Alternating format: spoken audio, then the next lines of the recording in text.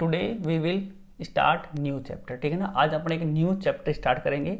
तो चैप्टर का नाम बताने से पहले अपने एक छोटी सी स्टोरी बनाते हैं और स्टोरी के अकॉर्डिंग इस चैप्टर को समझने की कोशिश करते हैं। नाम मैं बाद में बताऊंगा क्यों ये अपने चैप्टर पढ़ रहे हैं, और नाम तो वैसे आपको पता लग जाएगा आप जब वीडियो को स्टार्ट करोगे शुरू में अपना क्या नाम है, ठीक है ना। ठीक है, तो फिर भी आपको चलो बता देता हूँ, ठीक है ना। बैंक जो अपना आज है चैप्टर, उसका नाम है अपना बैंक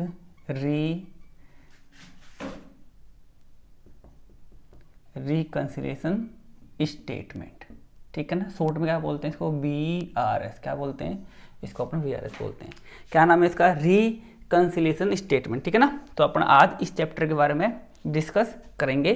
तो डिस्कस करने से पहले देखो अपन समझते हैं कुछ स्टोरी कि क्या क्या प्रॉब्लम अपने साथ में आती है, ठीक है ना। तो देखो अब यहाँ पे जो अपन VRS बना रहे हैं ना, वो क्यों बना रहे हैं उससे पहले अपन डिस्कस करते हैं कुछ स्टोरी के बारे में। क्या स्टोरी हो सकती है, आओ देखो चलते हैं, स्टार्ट करते हैं। जैसे यहाँ पे मान के चलो, जैसे आज अपना कितना है, आज 18 सितंबर है, 2020 है, ठीक है। अब मान लीजिए आपने क्या किया, बैंक के अंदर कैश जमा कराया। क्या कराया, बैंक में कैश जमा कराया, ठीक है। तो यहाँ पे अपन एक लाइन कह देते हैं कि ये अपना एक बैंक है, ठीक है। ये अपना क्या है, बैंक है। बैंक का नाम कुछ भी, SBI ले लो, स्टेट बैंक ऑफ इंडिया है मान लीजिए, ठीक है। ये अपना बैंक हो गया। अब आपने बैंक में कैश जमा कराया, तो यहाँ पे क्या बोलेंगे, कैश डिपॉजिट इनटू बैंक। मैं शॉर्ट में लिख रहा हूँ, बैंक में आपने कितने रुपए जमा कराए, 10,000 रुपये जमा कराए 18 सितंबर को। तो आप क्या एंटर करोगे, जैसे ही आप देखो बैंक में तो पैसा जमा होगा जब बैंक में जाएगा। लेकिन अब मैं कैशियर हूँ, मेरे पास एक बंदा खड़ा है जिसको मैंने पैसा दे रहा हूँ बैंक में जमा कराने के लिए, तो मैं इसको जैसे 10,000 रुपये दूंगा तो मेरे को तुरंत एंट्री करनी पड़ेगी। क्या करनी पड़ेगी, मेरे को जैसे उस बंदे को मैं पैसा निकाल के दूंगा मेरे को तुरंत एंट्री पास करनी पड़ेगी, क्योंकि मेरे पास तो पैसा गया। तो भैया मेरे पास से पैसा गया तो मैं कर दूंगा, यहाँ पे करूँगा देखो 18 सितंबर को, ठीक है, इसको हटा रहा हूँ मैं यहाँ पे। तो मैं करूँगा 2, मेरे पास से क्या गया, कैश गया। कितने गए, 10,000। कहाँ जा रहा है पैसा, सर बैंक में जा रहा है। तो आप क्या करोगे, बैंक अकाउंट डेबिट कर दोगे, कितने से, 10,000 से। तो आपने क्या किया, आपने एक बंदा है उसका नाम रख देते हैं अपन, बंदे का नाम है B, जो पैसा बैंक में जमा कराता है उसका नाम है B है, ठीक है। तो आपने जैसे 10,000 रुपये उसको निकाल के दिए, तो वो चाहे बैंक में जाके जमा कराए, कभी भी कराए, वो उसकी हड़क है, वो उसकी रेस्पॉन्सिबिलिटी है, वो उसकी लाइबिलिटी है, ठीक है। बट मैंने तो उसको 18 तारीख को पैसा निकाल के दिया, तो जैसे मैंने दिया तो मेरे पास से कैश गया और 10,000 रुपये मैंने बैंक के नाम से दिखा दी। तो आपने क्या किया, यहाँ पे आपने कितना बड़ी एक चीज़ कर दी, आपने यहाँ पे बैंक को क्या कर दिया, डेबिट कर दिया, बैंक को आपने बढ़ा दिया। बढ़ने का मतलब, इसका मतलब आपके बैंक के अंदर 10,000 रुपये जमा हो चुके हैं, जबकि एक्चुअल में पैसा जमा नहीं हुआ। आपने तो अपना बैंक बैलेंस बढ़ा दिया कि बैंक अकाउंट डेबिट टू अपने कैश गया अपना, तो बैंक आपने बढ़ा दिया, जबकि एक्चुअल में बी ने क्या किया, वो पैसा 18 तारीख को बैंक में जमा नहीं कराया। अब कब कराया वो अपन बात नहीं कर रहे हैं यहाँ पे, तो यहाँ पे अपन बात कर रहे हैं कि 18 सितंबर को उसने वो पैसा जमा नहीं कराया बी ने। अब मैं भी हूँ, मैंने सोचा यार बहुत पैसा है बिजनेस के पास में, थोड़ी देर अपन रखते हैं, लोगों को दिखाएंगे मेरे पास 10,000 रुपये हैं, मेरे पास इतने रुपये पड़े हैं, ये करेंगे वो करेंगे। तो इसने पैसा जमा नहीं कराया 18 सितंबर को, इसने 4-5 दिन बाद कभी भी कराया, लेकिन उस दिन नहीं कराया इसने जमा। तो यहाँ पे प्रॉब्लम क्या हुई, यहाँ तो ये प्रॉब्लम हो गई। अब भैया आपने तो अपना बैंक में बैलेंस 10,000 रुपये दिखा रखा है, जबकि बैंक में तो आपका पैसा घुस गया ही नहीं। 18 सितंबर को बैंक के अंदर तो कोई पैसा गया ही नहीं भैया, ठीक है। तो ये टाइप की प्रॉब्लम है, ठीक है ना। अभी तो पता लगेगा बाद, अब सोचो अब क्या हो सकती है प्रॉब्लम। अब कोई बंदा आया आपके पास में, बोला यार मेरे को मेरे पैसे चाहिए, बोला यार मेरे पास तो नहीं, मैंने तो बैंक में जमा करा दी, तो एक काम कर चेक काट के दे। और मैंने उसको 10,000 चेक काट के दे दिया, और जैसे बैंक में जाकर लगाया, बैंक में तो पैसा ही नहीं है, इसने तो जमा कराया ही नहीं, तो बैंक में पैसा नहीं है। तो भैया अब जैसे चेक बाउंस होगा, चेक रिटर्न, तो मेरे पे केस मतलब मेरे पे फाइन लग जाएगा। बात समझ में आ रही है क्या। तो भैया यहाँ पे प्रॉब्लम आ गई। तो पहली प्रॉब्लम समझ गए कि क्यों हुई, ठीक है। अब दूसरी प्रॉब्लम देखो क्या होती है। तो इसका अपन कैसे सॉल्यूशन करेंगे, वो चीज अपन बैंक रिकंसिलिएशन स्टेटमेंट में सीखेंगे, ठीक है। अभी उसकी बात नहीं कर रहे अपन, अभी तो खाली अपनी स्टोरी बना रहे कि यार ऐसा ऐसा हो सकता है। दूसरी बात है, अब मान लीजिए आज है, मान लीजिए 19 सितंबर है, कल की बात कर रहे हैं, उसको अपन आज ही बना लेते हैं। आज क्या है, 19 सितंबर है। आपने क्या किया, अब ये टॉपिक देखो, ये पॉइंट अलग था, इसको अलग लेके चलना। अब अलग पॉइंट है, मान लीजिए ये अब नहीं है, ये अपन डिस्क खत्म हो गया, अब अगला पॉइंट नया पॉइंट, उसकी बात करते हैं। अब मान लीजिए आपने किसी बंदे को चेक काट के दिया, क्या बोलते हैं, जैसे मैं बोलूं चेक इश्यूड, कितने का, अमाउंट 2000 का, 2000 का आपने किसी को चेक काट के दिया। चेक काट के देना मतलब, चेक देना मतलब ले भैया चेक ले लो, मेरे बैंक से पैसा निकाल लेना, ये तो मतलब हुआ। चेक देना मतलब बैंक देना, समझ गए।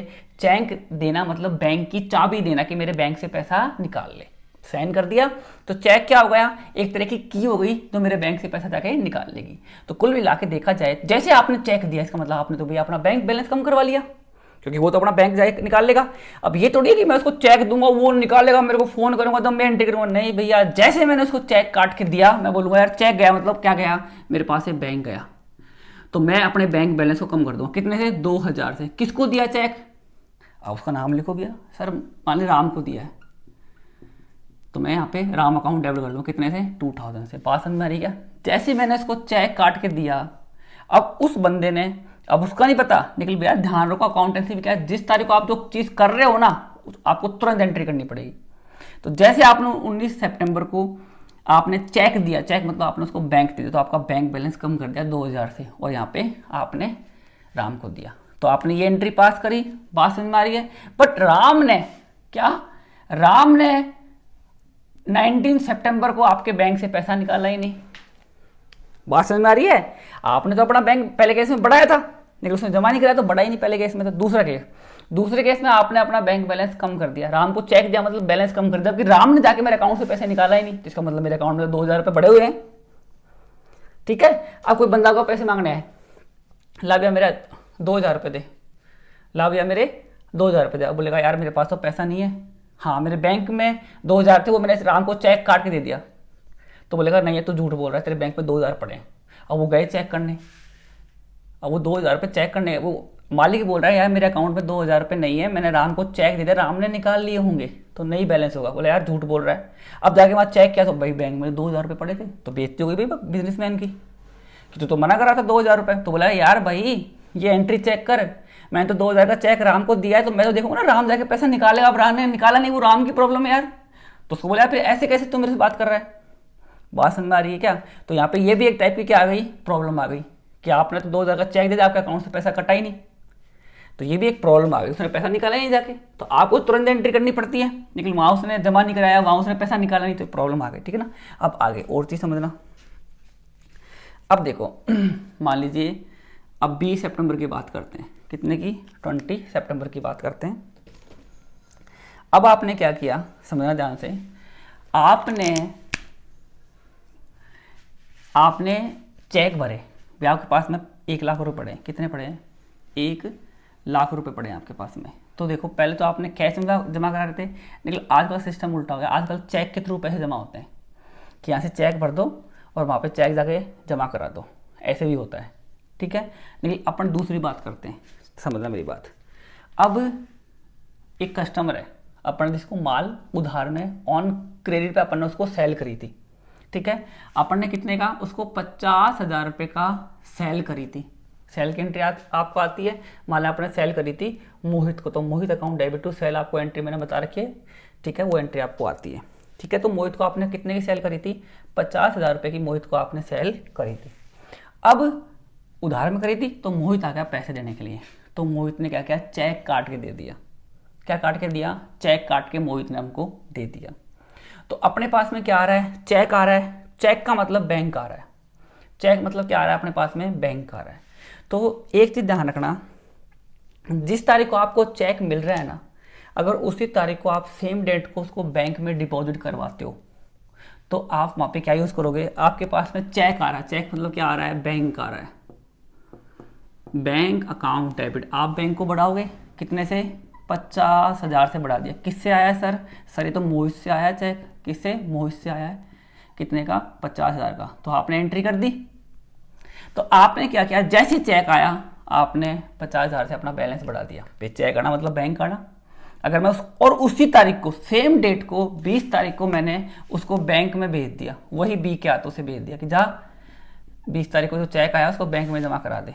अब भैया पहली बात, आपने तो 20 तारीख को बैलेंस बढ़ा दिया, जबकि बैंक में सेम डेट को चेक जमा नहीं होता, 2 दिन या 1 दिन लगता है, ठीक है। बट यहाँ पे एक गड़बड़ इसकी और किसकी, बी की गड़बड़ हो गई। बी ने वही जेब में रख लिया भाई चेक, ओहो मेरे पास में 50,000 का चेक है, ये करेंगे वो करेंगे, उसने शो ऑफ करने के लिए, ठीक है। तो वो भी उसने नहीं करा बैंक में जमा, या फिर उसने बैंक में जमा करा भी दिया उस तारीख को, तो भी सेम डेट को बैंक में जमा नहीं होगा। अब आपकी तो 20 तारीख को आपने अपना बैलेंस बढ़ा दिया 50,000 से, जबकि बैंक के अंदर तो आपने चेक को भेज दिया, cheque deposit into bank for deposit, for credit करने के लिए, लेकिन बैंक ने सेम डेट को बैंक चेक में जमा करा ही नहीं, क्योंकि 2 दिन लगते हैं। तो भैया ये प्रॉब्लम आ गई कि यार 20 तारीख को आपका तो बैंक में 50,000 रुपये बैलेंस बढ़ा रखा है आपने अपने अकॉर्डिंग, तो बैंक में तो चेक जमा ही नहीं हुआ। तो ये प्रॉब्लम है जो आती है, ये प्रॉब्लम हम पक्का आती है, क्योंकि बैंक सेम डेट को जमा नहीं होता। लेकिन भैया आपको जिस तारीख को, भैया आपको तो चेक मिला है तो आपको बैंक अकाउंट डेबिट करना पड़ेगा ना, क्योंकि भैया एंट्री तो करनी पड़ेगी ना, मोहित को तो मोहित से मिला है तो हिसाब किताब रखना पड़ेगा। तो आपने तो एंट्री अपना बैंक बैलेंस बढ़ा दिया, जबकि आपने उसी सेम डेट को उसको बैंक में भेजा, बट बैंक में आपका चेक जमा ही नहीं हुआ, तो प्रॉब्लम आई ना, ठीक है। तो एक ये प्रॉब्लम आ गई, तो इसका सॉल्यूशन, ये प्रॉब्लम कैसे सॉल्यूशन करें इसका। अब आगे देखो और प्रॉब्लम आएगी।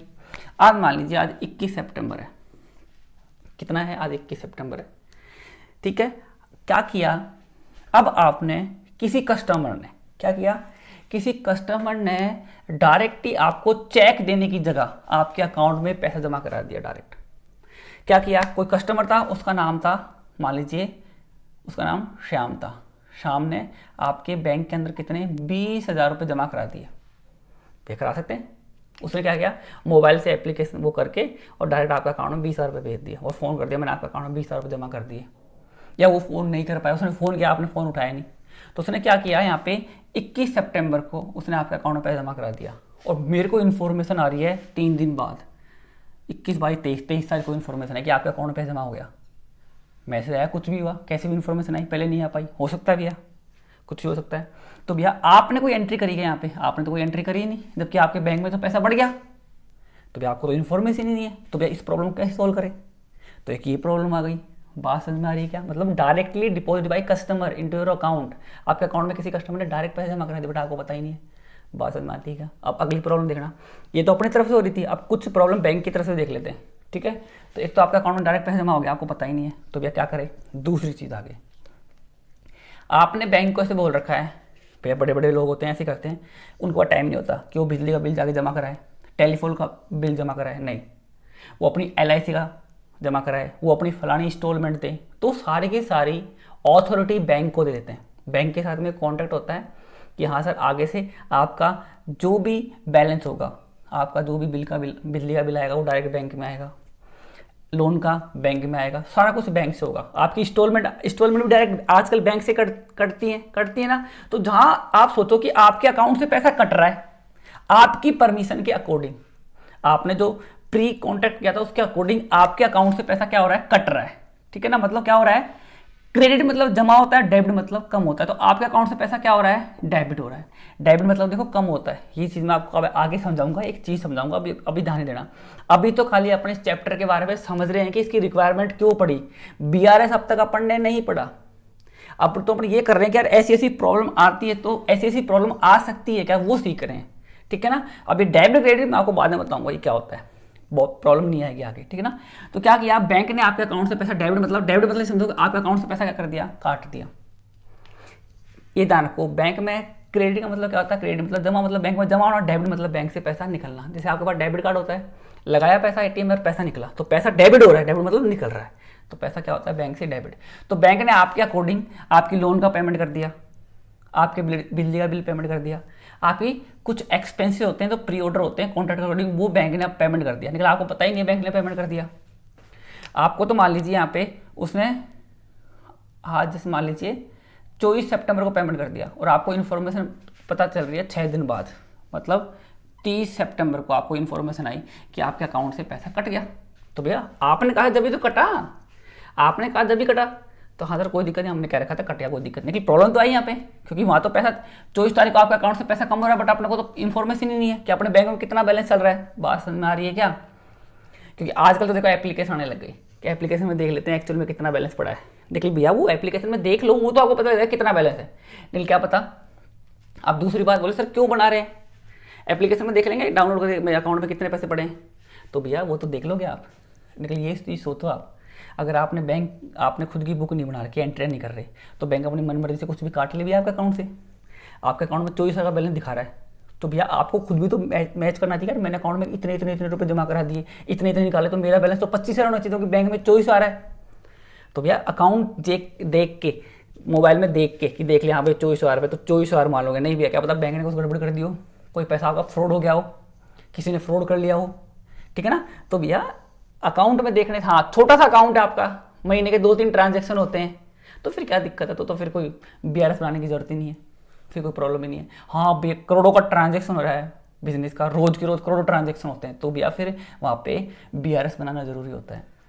क्यों? क्योंकि जो प्रॉब्लम आ रही है ना, प्रॉब्लम को सोल्व किया जाता है, सोल्व कैसे करते हैं आगे सीखेंगे, लेकिन जो प्रॉब्लम है वो क्यों हो रही है उनको रटना नहीं, समझना कि ऐसा ऐसा हो सकता है क्या, ठीक है ना। तो एक प्रॉब्लम ये हो गई, ठीक है। अब अगली, अब मान लीजिए बैंक से आप ये काम करवा रहे हो, वो आपका बिजली का बिल भी पेमेंट कर रहा है टाइम पे, इलेक्ट्रिसिटी का बिल पेमेंट कर रहा है, वाटर का बिल भी कर रहा है, लोन सारी किस्तें दे रहा है, आप सब कुछ कर रहा है, फ्री में करेगा क्या? नहीं सर, उसके बदले क्या लेगा वो? चार्ज लेगा। तो चार्ज आपसे क्या लेगा वो? आपसे चार्ज लेगा। तो चार्ज आपसे मांगेगा नहीं, वो आपके अकाउंट से डायरेक्ट काट लेगा। तो बैंक ने क्या किया, अपने चार्ज के पैसा आपके अकाउंट से डेबिट कर दिया, काट लिया, नहीं आपको इन्फॉर्मेशन ही नहीं है। तो भैया ये भी प्रॉब्लम है, तो ये प्रॉब्लम आ गई ना एक। तो देखो अपनी तरफ से क्या क्या प्रॉब्लम आई, बैंक की तरफ से क्या क्या प्रॉब्लम आ रही है, वो भी प्रॉब्लम आ रही है। बात समझ में आ रही क्या? आज अपन प्रॉब्लम के बारे में डिस्कस करेंगे कि क्या क्या प्रॉब्लम आ सकती है। तो BRS क्यों बना रहे हैं वो बाद की बात है, आज भी अपन क्या सीख रहे हैं, जो अपन चैप्टर पढ़ रहे हैं BRS में जो जो प्रॉब्लम आती है, क्यों आ रही है प्रॉब्लम डिस्कस कर रहे हैं। सबसे बड़ी प्रॉब्लम का बीमारी है, बात समझ में आ रही है क्या? तो एक तो ये चीज़ है, ठीक है। मैंने पैसा जमा कराया, टाइम पे जमा नहीं हुआ, मैंने चेक दिया उसने पैसा नहीं निकाला, मैंने बैंक में चेक डिपॉजिट कराया बट बैंक में पैसा जमा नहीं हुआ, किसी कस्टमर ने मेरे अकाउंट में पैसा जमा करा दिया, मेरे को पता ही नहीं है, बैंक ने मेरे कहने के अकॉर्डिंग पैसा काट लिया मेरे अकाउंट से, इंस्टॉलमेंट का पेमेंट कर दिया, तो मेरे को पता ही नहीं है, ठीक है। और बैंक ने उस खर्चे के बदले जो काम कर रहा है उसके बदले महीने महीने वो पैसा चार्ज काट रहे हैं, उसको मेरे को पता ही नहीं है, पता तो होता नहीं, एंट्री अपन ने करी नहीं है, तो उनको मैच करना पड़ता है। मैच क्यों करते हैं? क्योंकि भैया हमारा बैलेंस कितना है और बैंक का बैलेंस को मैच करो कि ऐसा जो मेरे एप्लीकेशन में 24 का बैलेंस दिखा रहा है कि एक्चुअल में सही है, उसको मैच करो। मैच करना पड़ता है हर चीज़ को, टैली करना पड़ता है आपको कि भैया मेरा जो कैश बुक का बैलेंस है, मेरे जो बैलेंस कितना है और बैंक में पासबुक में बैलेंस कितना है, तो उसको मैच करना जरूरी है कि जब बैंक आपके साथ कोई गड़बड़ कर ले, कोई फ्रॉड कर ले, तो वो आपको करना पड़ता है, ठीक है ना, इन चीज़ों को। अब मान लीजिए आपने, अब एक चीज़ और समझना, मान लीजिए आपने किसी रिलायंस कंपनी में 5 करोड़ रुपए लगा रखे हैं, मालिक ने, वहाँ से इंटरेस्ट आता है, तो आपने बैंक को बोल दिया कि जो भी इंटरेस्ट आए ना मेरे अकाउंट में जमा कर देना। तो क्या हुआ, उसने आपके अकाउंट में इंटरेस्ट जमा कर दिया। पहली बार तो किसी, अब इंटरेस्ट मांगे चलो, बाकी डिविडेंड भी एक चीज़ होती है, बाद में बताऊँगा क्या होते हैं। बैंक ने क्या किया, आपके अकाउंट में इंटरेस्ट जमा करा दिया, आपने कह रखा था उसके बदले जो भी चार्ज लेगा वो काट लेगा भैया, बाकी मेरे अकाउंट में इंटरेस्ट जमा कर दे, तो बैंक ने मेरे अकाउंट में इंटरेस्ट जमा कर दिया, तो वहाँ जमा हो गया, लेकिन मेरे को तो पता ही नहीं है, वहाँ तो जमा हो गया, बैंक बैलेंस बढ़ गया, अब बैलेंस 24 होगा 30,000 का दिखा, 6,000 किस चीज़ के बढ़ गए, मेरे को तो इन्फॉर्मेशन ही नहीं है। तो अपन उसके लिए उस इन्फॉर्मेशन को पता लगाने के लिए अपन BRS बनाएंगे, ठीक है। आगे ऐसे बहुत सारी चीज़ें चलती रहती हैं, बात समझ में आ रही है क्या? तो अब यहाँ पे एक चीज़ समझना, तो भैया प्रॉब्लम मैंने आपको बताई, और भी प्रॉब्लम के अपन धीरे धीरे डिस्कस करेंगे, चीज़ों को रटना नहीं है, चीज़ों को रटना नहीं है। BRS क्यों बनाते हैं वो चीज़ अब समझ लो। BRS हम इसलिए बनाते हैं कि हमारे, अब BRS बनाने से पहले एक चीज़ समझो, मैं आपको बताना चाहता हूँ, BRS कौन बनाएगा? सर हम बनाएंगे, मतलब बिजनेसमैन बनवाएगा, जिसका बिजनेस है ना, वो बिजनेस वाला बंदा BRS बनाएगा। बैंक के अंदर कोई मतलब नहीं है, बैंक BRS नहीं बनाता। BRS कौन बनाओगे? आप बनाओगे। तो जब बैंक बना ही रहा तो बैंक से आपको कोई बात नहीं करनी भैया, बैंक से आपको कोई भी बात नहीं कर रही। बैंक में जो आपने अकाउंट खुलवाया है ना, अब अकाउंट आपके कितने टाइप के होते हैं मैं बताता हूँ आपको। अकाउंट जो बैंक में होते हैं, एक तो होता है आपका बैंक में खुलता है, बैंक में एक तो होता है अपना बिजनेसमैन के लिए होता है, तो क्या होता है, करंट अकाउंट होता है बिजनेसमैन का। एक होता है सेविंग अकाउंट होता है, कौन सा? सेविंग अकाउंट होता है। सेविंग अकाउंट किन का होता है? नॉर्मल पर्सन का होता है। और एक होता है बैंक, एक होती है फिक्स डिपॉजिट, ये कोई भी करा सकता है, इसमें पैसा ब्लॉक हो जाता है टाइम के लिए। ये कभी भी डालो कभी भी निकालो, इस पर इंटरेस्ट मिलेगा, करंट अकाउंट पे कोई इंटरेस्ट नहीं मिलता। तो ये 3 टाइप के अकाउंट होते हैं बैंक के अंदर, और अब पता नहीं कौन कौन से चल रहे हैं, दुनिया भर जाने, फलानी एफडी, फलानी धमकी एफडी, ठीक है ना। तो यहाँ पे नॉर्मली कौन सा अकाउंट चलता है अपना बिजनेस का, करंट। बिजनेसमैन होते हैं ना नॉर्मली, उनका कौन सा अकाउंट होता है, उनका नॉर्मली करंट अकाउंट होता है। कौन सा, वो करंट अकाउंट के थ्रू अपने ट्रांजेक्शन करते हैं। तो हमको अकाउंट से मतलब ही नहीं है। आप तो ये ध्यान रखो कि बैंक में आपने जो भी अकाउंट खोला ना, बैंक उस अकाउंट की आपको एक कॉपी देगा। आपको क्या देगा, एक डुप्लीकेट कॉपी देगा। उस कॉपी को बोलते हैं अपन क्या, पासबुक। क्या बोलते हैं, बैंक पासबुक होती है। बैंक क्या देता है आपको, एक पासबुक देता है। उस पासबुक के अंदर सारी इंफॉर्मेशन होती है कि कितने रुपए जमा कराए। उसको बस ये है बशर्ते कि आपको वो passbook time to time bank में जाके अपडेट करवानी पड़ेगी। भैया मशीन में वो उसको पुट करते हैं, इंसर्ट करते हैं, फिर उसमें वो डिपॉजिट उस पर प्रिंट होकर आते हैं, फिर टाइम लगता है, फिर वो आपको मिलता है। तो आपको बैंक क्या देगा, पासबुक देगा। तो आप अपनी क्या बनाएंगे भैया, अपन तो अपनी क्या बनाएंगे, डबल कॉलम कैश बुक बनाएंगे। तो इसमें बैंक कॉलम होता है, ये मैंने आपको बताया। तो उसमें तो अपना बैंक कॉलम होता है ना, तो बैंक कॉलम में कितना पैसा आ रहा है, कितना पैसा जा रहा है, उस पैसे को अपन टेली करेंगे, मैच करेंगे किससे, पासबुक से, ना कि बैंक से। बैंक को तो भूल ही जाओ।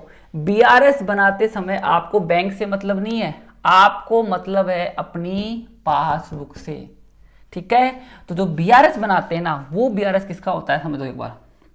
जो हमारी कैश बुक है ना, कैश बुक का कौन सा कॉलम, बैंक कॉलम।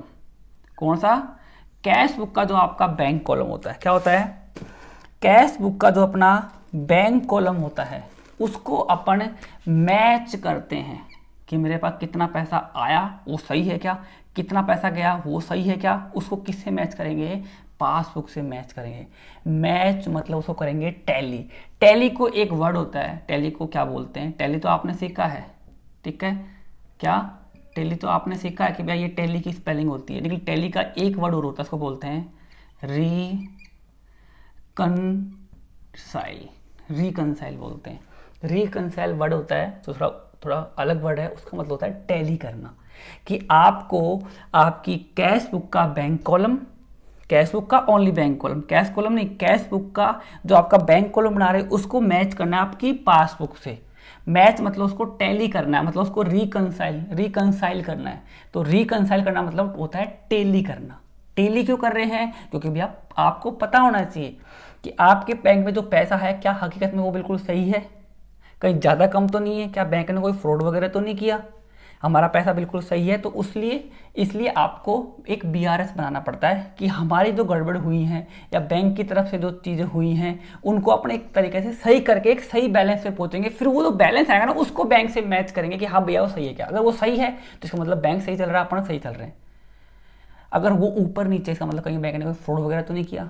बात समझ में आ रही है क्या। तो अपन जो बैंक रिकंसिलिएशन स्टेटमेंट पढ़ेंगे उसमें अपन क्या करेंगे, अपन बनाएंगे। दिमाग में डालो, बैंक को कोई मतलब नहीं है आपके बीआरएस से। बैंक में तो भैया लाखों करोड़ों खाते होते हैं, क्या वो सबका बीआरएस बनाने बैठेगा, नहीं भैया, सर बैंक नहीं बनाता। बैंक में तो आया जमा होगा, आपको रसीद मिल जाएगी, जाएगा कटेगा आपको पता लग जाएगा, सब कुछ हो जाएगा। लेकिन उस चीज़ को आपको मेंटेन करना है कि भैया कहीं बैंक ज़्यादा पैसा तो नहीं काट रहा, कम तो नहीं काट रहा, हमको इन्फॉर्मेशन मिलेगी, हम उसकी एंट्री करेंगे, ठीक है। एंट्री करने के बाद भी अगर डिफरेंट आ रहा है तो उस डिफरेंट को मेंटेन करने के लिए अपन उसको रिकंसाइल करेंगे, उसको अपन टैली करेंगे। टैली मतलब टैली करने के लिए अपन बनाएंगे बैंक रिकंसिलिएशन स्टेटमेंट। तो ध्यान रखो ये क्या है, एक टाइप का स्टेटमेंट है, ये कोई अकाउंट नहीं है। क्या, जो आप बीआरएस बनाएंगे ना अपन, जिसके प्रैक्टिकल अपन करना स्टार्ट करेंगे। आज अपन इतना ही पढ़ेंगे, ठीक है। स्टोरी पढ़ ली अपन ने कि क्यों बीआरएस बनाते हैं, ठीक है। बैंक से अपने अकाउंट को मेंटेन करने, बैंक से टैली करने के लिए अपनी कैश बुक आपने सिखाई, उसमें बैंक कॉलम होता है वो आपने सीखा, तो उसके अकॉर्डिंग अपन मेंटेन करते हैं उसको, कैश बुक से उसको टैली करते हैं। टैली मतलब उसको रिकंसाइल करते हैं। रिकंसाइल के लिए अपन क्या बनाएंगे, रिकंसिलिएशन स्टेटमेंट बनाएंगे। समझ में आती है। प्रॉब्लम क्या क्या आती है, क्यों आती है, वो मैंने आपको समझा दी। इसके अलावा कोई प्रॉब्लम और नहीं आएगी। और एंट्री के वो कैसे बनाते हैं वो अपन कल सीखेंगे, ठीक है। तो पहली बात है, अब यहाँ पे 2-3 बात बता रहा हूँ कि जो बीआरएस बनाते हैं ना, अब कोई बोले सर कब बनाते हैं, तो इसी कोई फिक्स टाइम नहीं होता। ये बिजनेस पे डिपेंड होता है कि इसको वीकली बनाता है, मंथली बनाता है। अगर बहुत ट्रांजैक्शन होते हैं तो वीकली बना लो, उससे थोड़े कम हो रहे हैं तो मंथली बना लो, ज़्यादा कम है तो 3 महीने का, 2 महीने का, 6 महीने का, आपकी मर्जी, कभी भी आप बना लो। कोई कोई 3-3 महीने में बनाता है, कोई 2-2 महीने में, कोई 1-1 महीने में।